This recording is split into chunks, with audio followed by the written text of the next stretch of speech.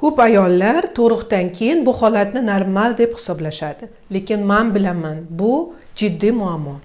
Men Lo'li Nurzulayevna Dastamova 28 yillik tajribaga ega oliy toifali vrach-ginekologman.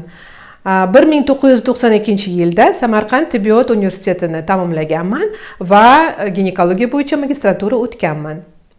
2002-yilda Moskva shahrida UZI bo'yicha tajribamni oshirib kelganman.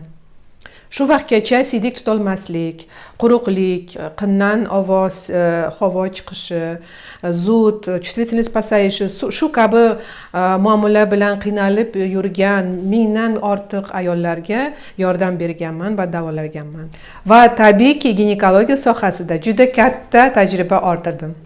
Afsuski, bizning ayollar ro'zg'orim, bolalarim deb o'zini sog'lig'iga bee'tibor bo'lishadi. Lo'li, nima uchun aynan ginekologiya sohasini tanlagansiz? Xo'p, bir kuni 28 yoshar ayol keldi. 3 ta ketma-ket tug'ib olgan va yillar davomida ginekologga ko'rinmagan. Ularni bel og'riq, qorin pastida og'riq, qinda noqulaylik, чувствительность pasayishi, siydik tutolmaslik bezovta qilgan. Shunga qaramasdan ginekologga ko'rinmasdan sistit deb yurgan, yildan yilga faqat sistitni davolab kelgan. Bu yana takrorlab, yana shunaqa siydik tutolmaslik davom etgan. Bu ayolni kresloda осмотр qilganimda bachadon pasayishi, ya'ni opущение matki 1-2 daraja va qin devorlari kengayishi aniqlandi. Ishonasizmi, minglab ayollar shu muammo bilan qiynalib, ginekologga ko'rinmasdan yurishadi.